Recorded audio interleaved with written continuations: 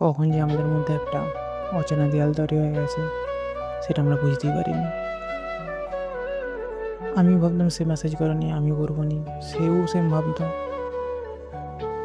এই করতে করতে দিনের পর দিন দূরত্ব বাড়তে থাকে। সেটা বুঝতে পারিনি ভেবে। একদিন আমিই মেসেজ করেছিলাম যে কেমন আছিস, অনলাইন থাকা সত্ত্বেও কোনো উত্তর আসেনি। তো সেটা আমার এগোতে বেশি লাগে। তো তাই সেই কারণে আমি মেসেজটা ডিলিটও করে দিই কিছুক্ষণ পরে। তারপর তো এখন দিনও মেসেজ করিনি। এখনও দেখি রাত্রি 12টা 1টা 1:30 অবধি অনলাইন থাকে। সে হয়তো দেখে আমি অনলাইন। তো আমাদের দেখা হলো কলেজের রিউনিয়নের দিন। আমার যাওয়ার একটু ইচ্ছে ছিল না,